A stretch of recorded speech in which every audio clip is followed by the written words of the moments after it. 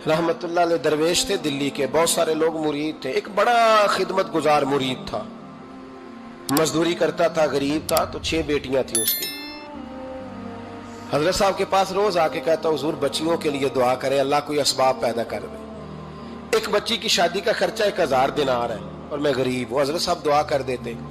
खानका शरीफ के थोड़े ही फासले पर, हजरत जहां बैठ के मुरीदों की तरबियत करते थे, उससे थोड़ा ही फासले पर ना एक ईसाई रहता था, बड़ा मालदार था, बड़ी सारे ऊंट, गायें, भेड़, बकरियां रखी हुई थी और हजरत शरफुद्दीन रहमतुल्लाह अलैह की बड़ी मुखालफत करता था। और ये जो आपका गरीब मुरीद था, ये उसका पड़ोसी था। एक दिन बुला के ना उनको कहने लगा कि तू किधर जाके जो है वो टकरे मार रहा है, वहां से कुछ नहीं मिलने वाला। वो तुझे क्या देंगे जिनकी खानका खुद चंदे पे चलती है, मदरसा चंदे पे चलता है, मस्जिद चंदे पे चलती है। तेरी बेटी का मामला कहां हल होगा? तो उस दरवेश ने कहा कि तू मेरे पीर को नहीं जानता, तू अजय मेरा महबूब नहीं डिठा, तो पता नहीं ना, तू इस रास्ते का मुसाफिर नहीं, तू नहीं जानता। उनका बस चले ना तो वो हर कीमत में मेरी बेटियों की शादी करा दे। अब वो ईसाई था, कहने लगा अच्छा चलो ठीक है, अगर इतनी बात है ना तो जाओ उनसे जाके कह दो कि 6 साल के लिए मेरे साथ मुआहदा कर लें, तो मेरे जानवरों को चारा डाल दिया करे, 6 साल ड्यूटी करे, मैं 6000 दिनार दे देता हूं। वो मेरे साथ 6 साल मेरे जानवरों को चारा डाले, रखते हैं ना आप चारा डालने के लिए एडवांस पैसे दे के। अब तो लोग उन्हें भी गुलाम ही बना लेते हैं, बड़ी थोड़ी तनख्वाह देते हैं, जुल्म करते हैं, पूरा मुआवजा नहीं देते। हजरत शेख शरफुद्दीन के बारे में वो कहने लगा, जब अपने पीर से जाके कह के मेरे जानवरों को 6 साल चारा डाले, मैं 6000 दे देता हूं, तू जो कहता है हर कीमत पे जाने को तैयार है। उसने जब ये बात की तो मुरीद ने नाराज हो गया, वो लड़ाई हो गई, गिरबान पकड़ लिया, झगड़ा हुआ, बात बड़ी दूर गई। इस तरह की बात करता मेरे हजरत के बारे में, तेरे जैसे कई मैं वहां काम पे रखा दूं।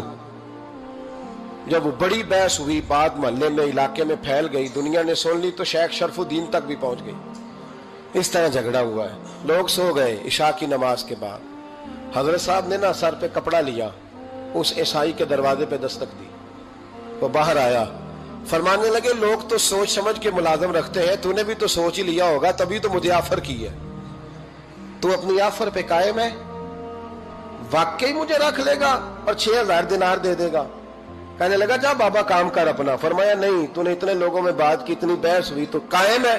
कहने लगा मैं तो कायम हूं, पर आपने नहीं कायम रहना।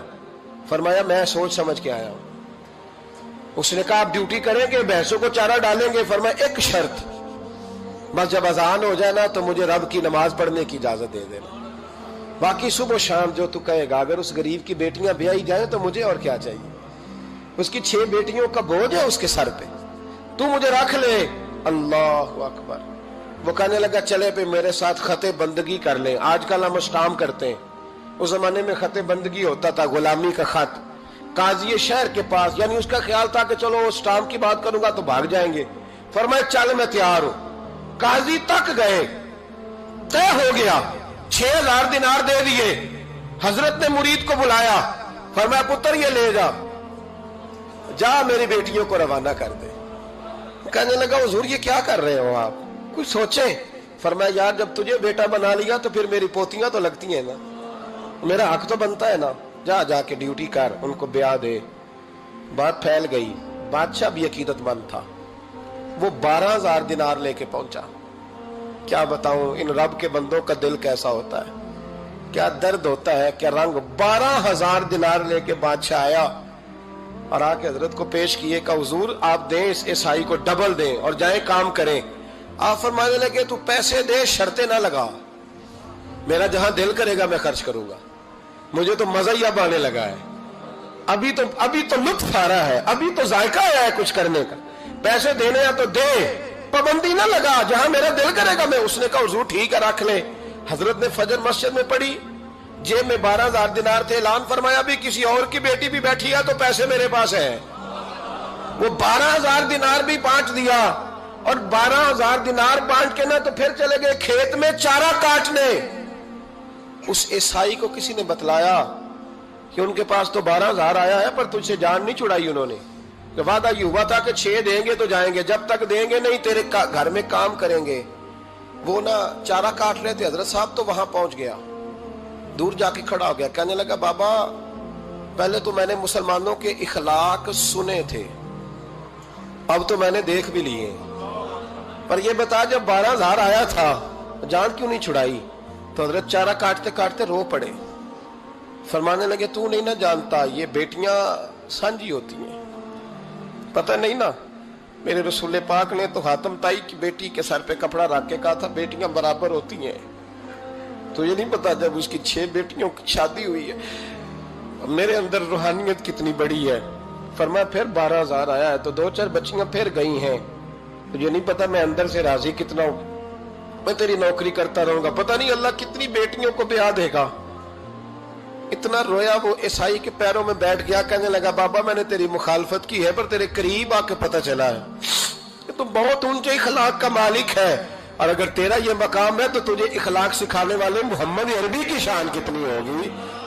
ظالم کی بولیے جاتے نہیں لوگ جھوٹے گواہ بن کے، وکیل صاحب کو نہیں پتا ہوتا کہ یہ بندہ مجرم ہے جو میرے پاس آیا، کیا مجرموں کے وکیل نہیں ہوتے؟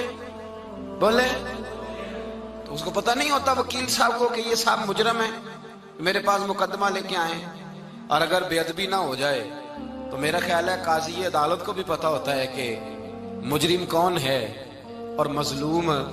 میرے نبی پاک صلی اللہ علیہ وسلم نے اس قدر زیادہ سختی فرمائی اس مسئلے میں، فرمایا جس کو پتا تھا کہ فلاں آدمی ظالم ہے، ظلم کر رہا، پھر وہ ظالم کا گواہ بنا یا اس نے ظالم کی مدد کی، کتنی کی؟ شارحین لکھتے ہیں چاہے اس نے ایک جملہ بول کے کی، چاہے ایک، سارے بولیے، چاہے ایک غریب کو اس نے ظلم کیا تو کہتے ہیں علاج یہ سی، چاہے ایک جملہ بول کے کی، شارحین اس حدیث کی شرح میں لکھتے ہیں ایک جملہ بول کے چاہے مدد کی، جس بندے نے کسی ظالم کی مدد کی کسی مقدمے میں یا کسی صورت میں اور اسے پتا تھا یہ ظالم ہے، میرے نبی پاک صلی اللہ تعالی علیہ وسلم فرماتے ہیں اگر اس نے مدد کی، ابھی ظالم کی بات نہیں ہو رہی، ظالم کے مددگار کی بات ہو رہی، اگر کسی نے ظالم کی مدد کی تو حضور فرماتے ہیں خدا بھی اس سے بری ذمہ ہے، رسول بھی اس سے بری ذمہ ہے۔ سنبھال کے رکھے اپنی نمازیں، قربانیاں، حج، زکوٰۃ سنبھال کے رکھے۔ اگر ظالموں کا مددگار ہے، الیکشن آ لینے دے، آپ کو نظر آ جائے گا کون کون ظالموں کا مددگار ہے، نظر آ جائے گا، اپنی جیب سے لوگ پیسے دے کے ظالموں کی مدد کریں گے، ان کے فلیکس چھپوائیں گے، بورڈ لگوائیں گے، جیبوں سے پیسے دے کے۔ ہم نے خود آگ لگائی ہے چمن میں اپنے، بے سبب گردشی ایام کو الزام نہ دو، ہم نے خود نور کا ظلمت سے کیا ہے سودا، کر کے توہین سحر شام کو الزام نہ دو۔ ظالموں کے مددگار میدان میں آ گئے، یہ چھوٹا لفظ نہیں، میرے حبیب پاک صلی اللہ علیہ وسلم نے فرمایا جو ظالم کا مددگار ہے سن لے جو سجن کے ساتھ کچہری جاتا ہے، وہ یاد رکھے جو دوست کا گواہ بنتا ہے، وہ یاد رکھے جو کہتا ہے میں مانگی گیا تھا، مجھے بلایا گیا تھا قبضہ چھڑانے کے لیے کسی غریب بیوہ کی جائیداد پہ، کب وہ سن لے تو مدد کر کے نہیں آیا، تو خدا کے ذمے سے نکل گیا ہے۔ رسول پاک نے فرمایا تیرا میرا تعلق ختم ہو گیا، تو ظالم کا مددگار ہو گیا، پھر تو کہتا میں بے چین ہوں، میں بے قرار ہوں، میں آزمائش کا شکار ہوں، پلٹ کے دیکھ تو صحیح تیرا گناہ کتنا بڑا ہے۔ میرے نبی پاک صلی اللہ علیہ وسلم کا ایک اور فرمان سن لیں، ابن ماجہ ابو داؤد میں موجود ہے، اس حدیث کو آپ نے یاد کر لینا ہے، کر لیں گے انشاءاللہ، سارے کہیے انشاءاللہ، کر لیں گے یاد۔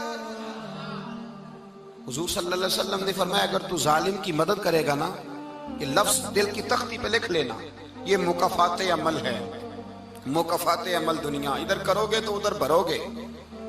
فرمایا اگر تو کسی ظالم کی مدد کرے گا، سن لے حضور کا فرمان ہے، اگر تو ابن ماجہ ابو داؤد سیاہ میں موجود ہے، فرمایا اگر تو کسی ظالم کی مدد کرے گا تو رب تعالیٰ مرنے سے پہلے پہلے تیرے اوپر بھی ظالم کو مسلط کر دے گا، تیرے اوپر بھی ایک دفعہ ظلم ضرور ہوگا اگر تو ظالم کی، وہ کسی صورت میں بھی ہو سکتا ہے، کسی صورت میں بھی، تیرا بیٹا ہی اٹھ کے ظلم کر دے گا، تو الجھ جائے گا، کسی نہ کسی جگہ تیرے لیے تباہی کا سامان ہوگا، تیرے اوپر ظلم ہوگا، اس لیے کہ تو ظالموں کا مددگار ہے۔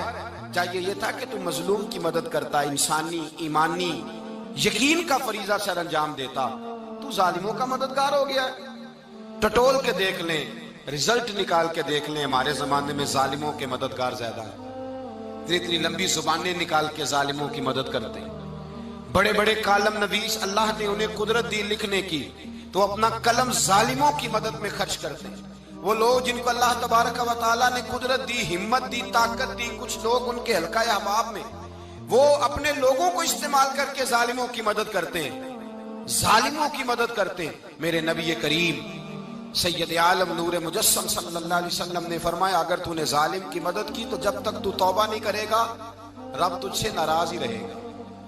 اللہ تجھ سے، او بھائی جس سے رب بھی ناراض ہو گیا، نہ کھانا نہ پینا نہ سونا نہ جاگنا نہ نیند، پھر تیری ہر چیز تیرے لیے آزمائش ہو جائے گی، پھر تیرا سایہ بھی تیرے لیے خوف کا سامان بنے گا، پھر زندگی جیتی جاگتی لاش بن جائے گی، تو اپنے کندھوں پر اپنی میت اٹھائے پھرے گا جب تو ظالم کا مددگار ہوگا۔ اور نبی پاک صلی اللہ علیہ وسلم نے فرمایا ظالموں کا مددگار بھی ظالم ہوتا ہے، ظالموں کا مددگار بھی، سارے بولے ظالموں کا مددگار بھی نہیں، کو نہیں، آپ سارے نہیں بولے، ایک دفعہ بولے ظالموں کا مددگار بھی، پکی بات ہے، ظالموں کا مددگار بھی۔ اللہ اکبر، جس کا یارانہ ہو، جس کا دوستانہ ہو، جو کہے میں نے نا اس کو اوکھے ویلے کے لیے ظالم کو یاد رکھا ہوا ہے۔ کبھی مشکل میں رکھے نہیں ہوئے لوگوں نے ظالم دوست؟ کہتے میں نے رکھے ہوئے ہیں، بلکہ ہمارے دیہات میں تو کہتے ہیں میں نے بازو بنائے ہوئے ہیں۔ کس کو بازو بنا لیا؟ ظالم بھی کبھی بازو ہوتا ہے، جو ظلم کی تلوار لیے میدان میں کھڑا ہے۔ قارون، حامان، فرعون، نمرود کا حال نہیں لوگوں نے دیکھا؟ اپنے زمانے میں آپ نے کتنے لوگ نہیں دیکھے جن کے سائے سے، آواز سے لوگ کانپتے تھے؟ پھر پولیس کی گاڑیوں میں وہ اس طرح مردہ پڑے کہ دنیا نے تماشا دیکھا ان کا۔ یہ رنگ ہم نے دیکھے نہیں اپنے آنکھوں سے۔ فرمایا ظالم کا مددگار بھی، جو کار میں بٹھا کے لے کے گیا وہ بھی ظالم، جس نے چائے پلائی وہ بھی، جس شخص نے کھانا کھلایا وہ بھی، جو کچہری تک ساتھ گیا وہ بھی، جس نے فلیکس کے نیچے، بڑے شرابی کے نیچے چھوٹی اپنی فوٹو لگائی وہ بھی، جو ووٹ کی پرچی ڈالنے گیا وہ بھی۔ کہہ دینا باہر نکل کے کہ حضرت صاحب نے سیاسی تقریر کی ہے، کہہ دینا، پر بات تو سچی ہے نا۔ خو کرے ہم تو سے تھوڑا سا گلا بھی سن لے، خو کرے ہم تو سے تھوڑا سا بھی گلا۔ امام مالک کے پاس ایک بندہ آیا، اس نے کہا حضور میں درزی ہوں، ایک ظالم بادشاہ مجھ سے کپڑے سلواتا ہے، میں تو ظالموں کا مددگار نہیں نا۔ ایک ظالم بادشاہ مجھ سے، حضور میں تو مددگار نہیں نا ظالموں کا، جو فرمایا ظالموں کا مددگار بھی ظالم ہوتا ہے، تو کپڑے لے کے آتا ہے میں سی کے دے دیتا ہوں، ذمہ داری نہیں۔ یہ ایک آدمی دکاندار ہے، اس سے کوئی بندہ چیز خریدنے آئے گا تو تھوڑی کہے گا میں نے نہیں دینی، تو دے گا۔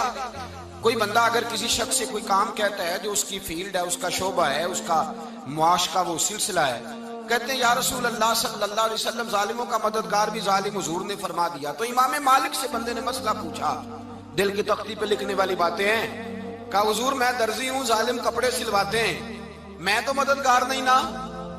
امام صاحب کہنے لگے نہیں، مددگار تو وہ ہوگا جو تجھے سوئی دھاگا فراہم کرے گا، تو پورے کپڑے سی کے دیتا ہے، تو خود بہت بڑا ظالم ہے، تو پورے سوٹ سی کے دیتا ہے، تو بہت بڑا ظالم خود ہے۔ مددگار تو وہ ہوگا جو تجھے دھاگا دے گا، جو تجھے بٹن دے گا، جو تجھے نلکی دے گا۔